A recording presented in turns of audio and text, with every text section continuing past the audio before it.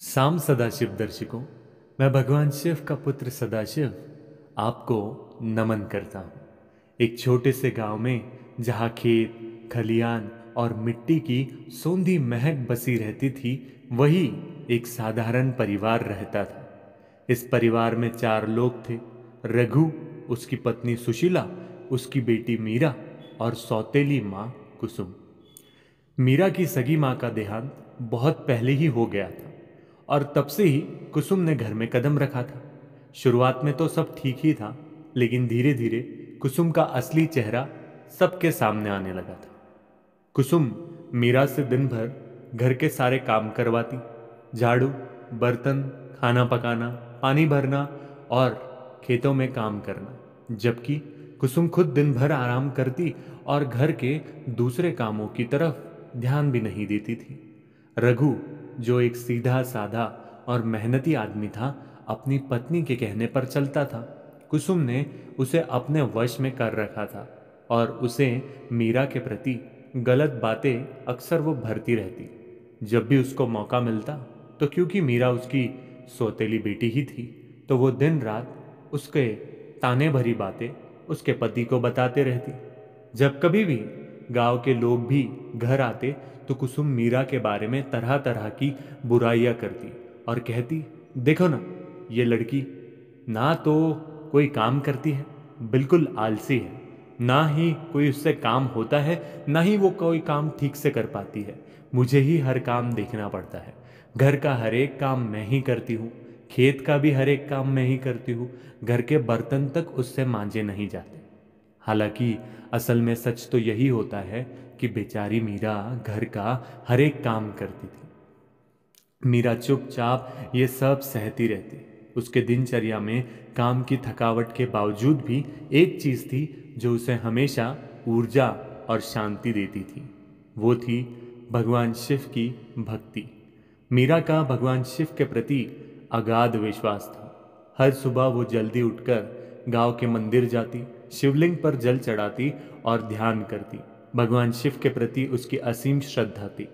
वो हर कष्ट को भगवान की परीक्षा मानकर सहन करती, लेकिन कभी किसी के प्रति शिकायत नहीं करती। दिल की साफ थी और अक्सर भगवान शिव के पास में जाके भगवान शिव का पसंदीदा भक्ति गीत गाती। वो कहती, भोला सब दुख काटो मारा, हो भोला सब दुख काटो मारा, शिव शंकर जपू तेरी माला, भोले बाबा जपू तेरी माला, भोला सब दुख काटो म्हारा, हो भोला सब दुख काटो म्हारा।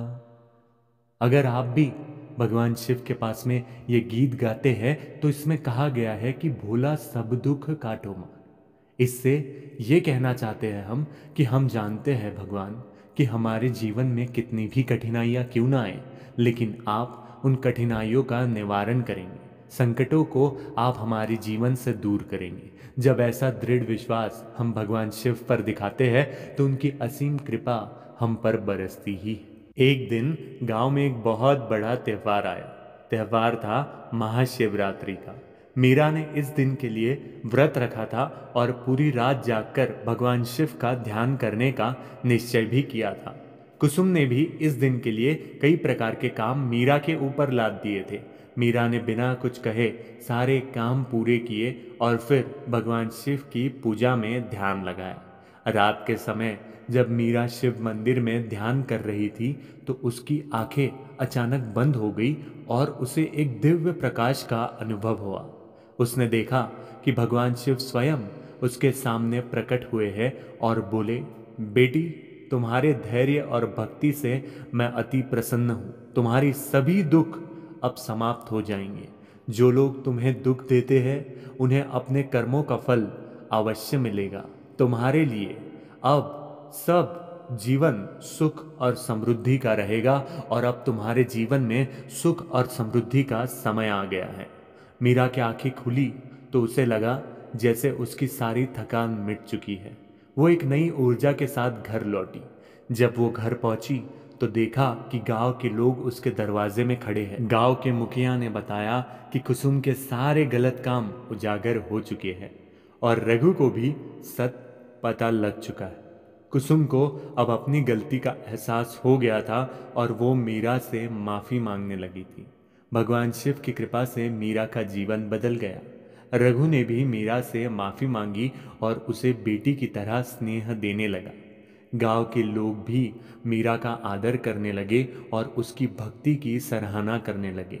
कुसुम ने भी अपने व्यवहार में सुधार किया और मीरा को घर के कामों से मुक्ति दिला दी और उस पर कोई भी बंधन नहीं रखा।